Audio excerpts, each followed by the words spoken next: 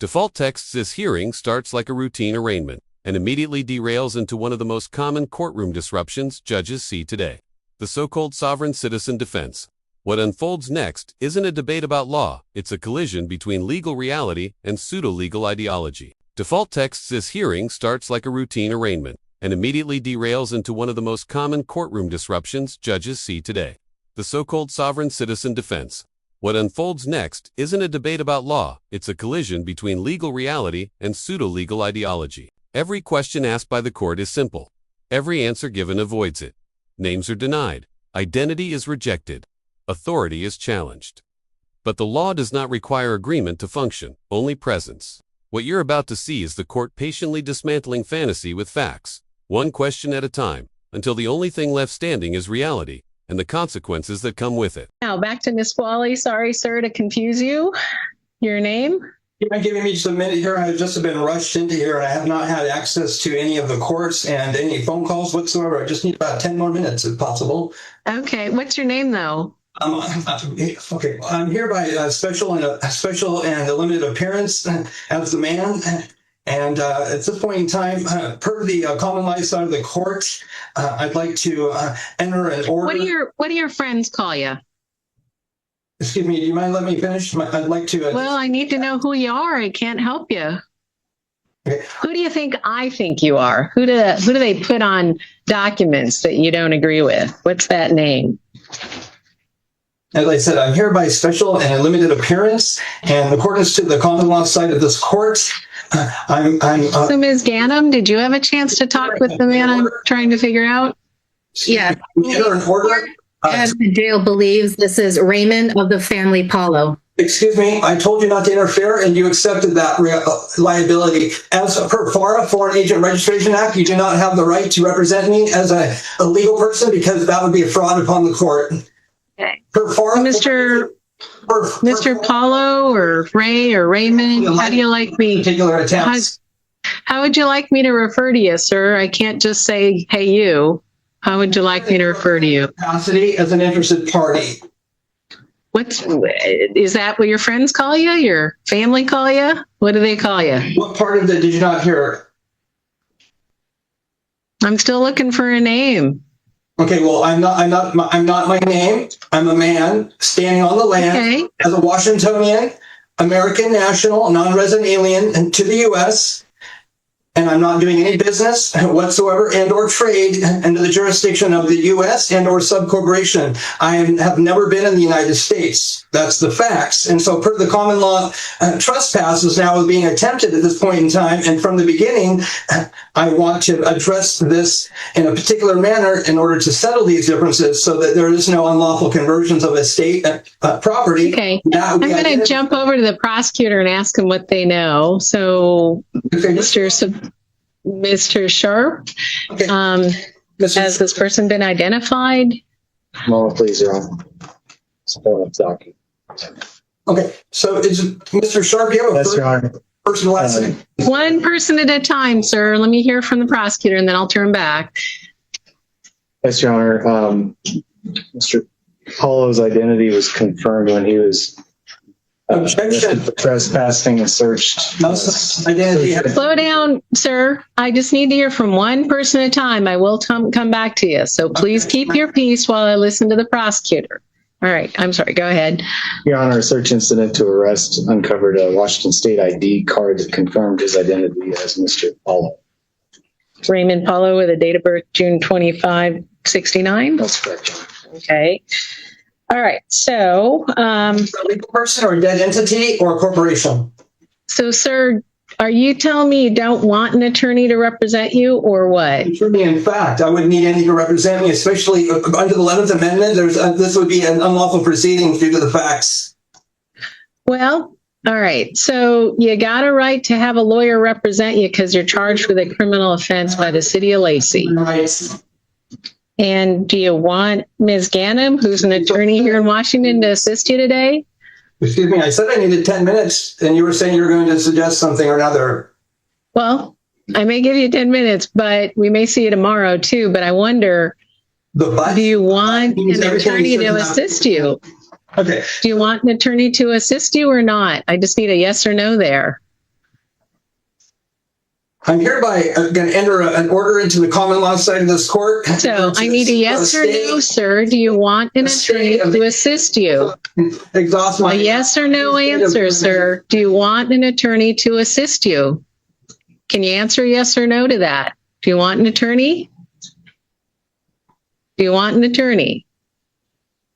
I am an attorney, in fact, for the unincorporated sovereign state. And with all due respect, the U.S. and all of your administrative law is not providing me any services due to the facts is that I'm ordering a stay on the common law side of this court in order to address my... So you say you're an attorney. In fact, have you been allowed to practice law in the state of Washington by the Supreme Court of Washington?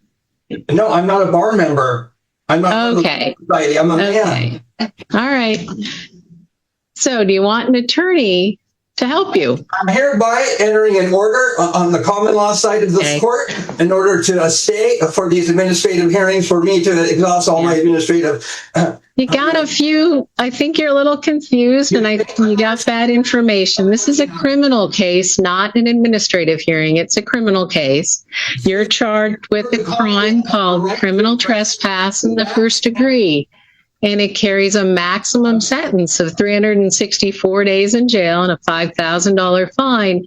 And again, you have a right to have an attorney and a right to not testify against yourself if you go to trial or hearing. You have a right to be presumed innocent, and you cannot be found guilty unless the city of Lacey proves this against you to beyond a reasonable doubt, or if you pled guilty to it, that would be your choice. Again, you have the right to have an attorney assist you here. Anything? I'm still trying to get a question answered there. Do you want to answer that question or not? Am I going to be able to answer without your interference? Because you keep cutting me off. That's not the sort of conduct that's necessary. It seems to be you're practicing law from the bench. I would appreciate it if you refrained from such and let me speak for myself as a man, not a legal person or a legal entity or a corporation, which I've denied. And I'm going to show you the paper here on the affidavit.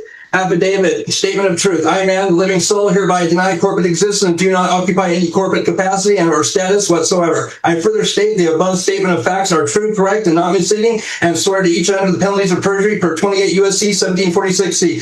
And there's my signature, Raymond of the Family Paulo, December 22nd. All rights reserved, not in a sunset, not pro time. Okay, Raymond Paulo. We finally established that. All right. Got it. Do you want an attorney to help you? Excuse me, per the common law, you are now trespassing. That's a common law trespass. Please.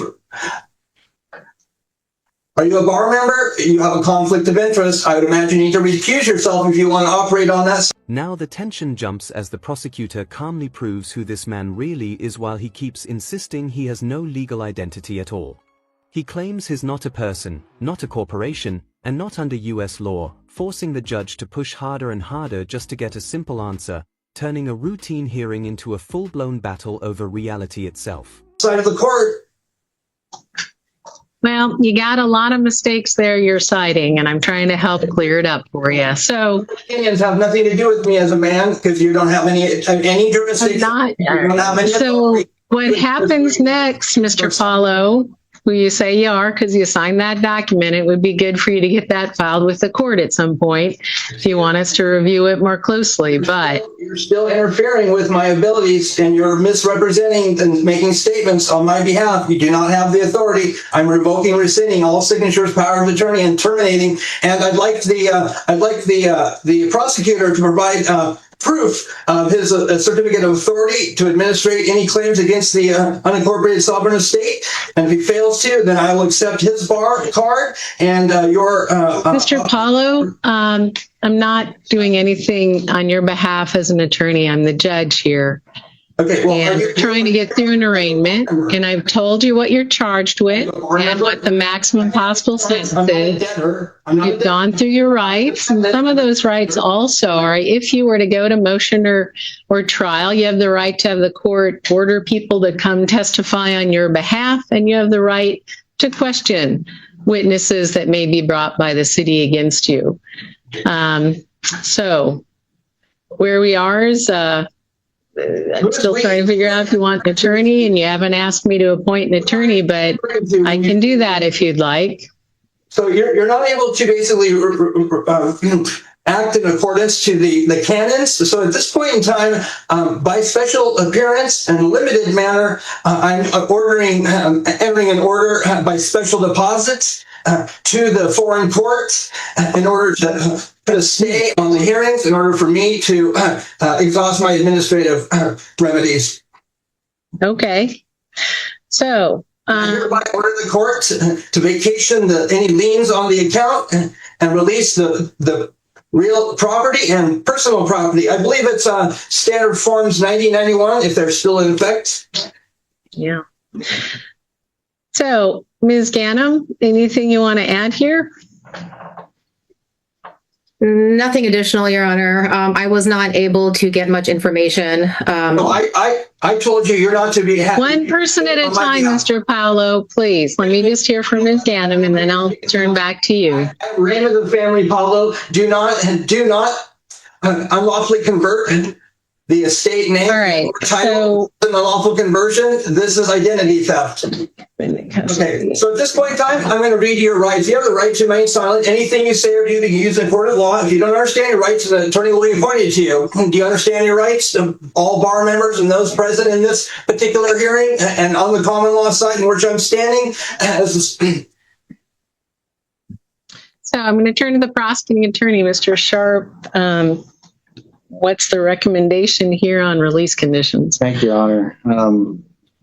I see. I should make it clear probable cause was found the first. I didn't get any discovery, so I don't know about those things. Those are all presumptions. Well, city will just make a record that the city has grave reservations about Mr. Paulo being allowed to represent himself. Objection. Statements he's This is made. identity theft. Mr. Paulo, stop interrupting and I'll get back to you. I'm going to hear from you next. So I suggest you listen and then you respond. Stop interrupting. We're going to have to, okay, I will come back to you. Per the estate. I will be coming back to you. So listen and then respond. So first off, we got to listen. So Mr. Sharp. Thank you, Your Honor. Again, the city has grave reservations it would like to express about Mr. Paulo being allowed to represent himself, and while he may have a right to do so. This is the moment the hearing turns serious. Up until now, the defendant's refusal to answer basic questions could be dismissed as obstinance. But once the prosecutor raises concerns about competency, the stakes change entirely. Courts are required to ensure that defendants understand the proceedings against them. When someone repeatedly demonstrates an inability or unwillingness to grasp even the most basic legal concepts, the issue stops being defiance and starts becoming risk. Representing yourself is a constitutional right, but it is not unconditional. If a defendant cannot meaningfully participate in their own defense, the court has a duty to intervene. That's why the prosecutor carefully words this concern, not as punishment, but as protection. What's happening here is not the court losing patience. It's the court recognizing that pseudo-legal rhetoric, conspiracy language, and rejection of identity can lead directly to jail, missed hearings, and permanent legal damage. This is where ideology meets consequence, and the law begins preparing safeguards. The statements he's made before the court today seem to suggest he either has multiple grave misunderstandings about the way the law works and the way the court proceeds,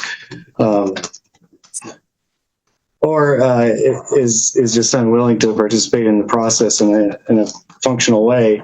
Either way, it seems a grave injustice to not have a properly educated and trained attorney assisting him. However, I do recognize that he has that right should he choose to exercise it. City's requesting $250 bail on this case, law-abiding behavior. Did he not have any contact with the Peak Credit Union? Your Honor, the street address for that is... Is this in the United States? Your Honor, that's 44s, 6th Avenue Southeast. Oh, excuse me. I'm sorry. I've got the wrong report for the address here. Pardon me. Made a mistake. 4540. Your Honor, that's 4540 6th Avenue Southeast. City's bail request is based on concerns over Mr. Paulo's ability or likelihood to reappear under Rule 3.2. The statements that he's made before the court today suggest that he's not likely to respond to the court's orders, given that he has rejected the court's authority over this matter. City believes without some bail, he would be likely to fly or at least fail to appear for future hearings. So, Ms. Ganem, you say you haven't had a chance to talk with Mr. Paolo, for lack of a better name that I can use here. And I'd like to, it's been difficult for us to talk, obviously, too. On my common law side of the court, definitely, if you're going to unlawfully convert and it suggests that we're running in a different manner, well, then I'm not participating in bad faith and with clean hands. I'm not participating in the unlawful conversions of the unincorporated as a state property. So, that's Ms. land Ganem, included. Yes. You called down, or how did you, were you on the phone, or was he not willing to talk with you, or? I attempted to speak on the phone, and he has made it clear to me that he does not want me to speak on his behalf at all. Stand down. You're in violation of FARA, Foreign Agent. So nobody's in violation of anything here. I'm just asking questions, sir. Yes, Your Honor. I attempted to have a conversation with him, and he has not answered any of my questions that I asked him, and has made it clear that he does not want me to say one word on his behalf at this hearing. Okay. And so, yeah, Mr. Sharp. Given the statements made before the court here this afternoon, the city feels obligated to, I'll defer to the court on this, but would suggest considering the issue of competency. The statements have been consistently nonsensical and seem to suggest that Mr. Paulo may have an inability to understand the court proceedings. And without further information, we can't rule out that he's able to proceed competently. City would, again, defer to the court, but perhaps an evaluation's in order. So I'm not convinced at this stage. I'm convinced that Mr. Paulo doesn't agree with the proceedings and doesn't agree with the state of the law in Washington, and that's fine. Now the mood shifts when the prosecutor admits this isn't just stubborn behavior anymore. It's starting to look like the man truly doesn't understand how court works. They raise concerns about whether he's even competent to represent himself, while also pushing for bail and restrictions, making this strange rant suddenly feel like a serious legal risk. Is it still happening the way he doesn't agree? It's still the fact. And so, Mr. Paulo, I'm being asked to have you post bond or in order to be released, and then set another hearing and have you back to court if you are out of custody, or have another hearing anyway if you're in custody. Do you have anything to say about this request from the city, and also that you don't go back to that 4540 6th Avenue Southeast? It's a credit union, did you say? The Peak Credit Union. Peak Credit Union. So you have anything to say on that? I think somebody muted you, so we're going to need the help of corrections there in Lacey to unmute you. Me? You're back. So do you have any response to what the city wants me to do on release conditions? As a man or a legal person? Whatever way you want to respond. No, as the statement that he's made to a man or a legal person, because I'm not a corporation, as the affidavit of statement of truth has now been entered into the public record. And after reading, how do you want to respond? As bar members, you have a conflict of interest, especially a judge. If you have a bar card, I've accepted your bar card and your oath of office and the attorneys. And if the attorney is not willing to provide the certificate of authority to bring a claim against my own estate, well, the facts remain. That's actually a common law. So, sir, how do you feel about me ordering you not to go back to that credit union, the Peak Credit Union? I'm sorry, are you speaking to a man or are you speaking to somebody else? To you. A man? You're a physical human being in the Nisqually jail. I'm talking to you. A man, yes or no? Are you speaking to a man? You look like a man to me. Okay, well, I know what I look like, but I've asked you directly. Are you directing me to that question as a man? Not that I look like one, because I'm a man, I'm not a legal person, and I'm not a corporation. Okay, to you, the man who's sitting in a squally jail. Okay, and so what do you say? Instead of identifying as a legal person, then? What do you say? I'm sorry, you're cutting out. What would you like to tell me about what I should do about your custody status? Should I let you out? Should I not? Should I order you to stay away from Peak Credit Union? What do you have to say about that? Well, I'd like to request the judge's chambers in order to protect my privacy. No, this is a public hearing. We're going to do this in public. So what's your response? I believe it's called Star Chambers in order to protect my publicity. And do you have a response to that question about release conditions or not?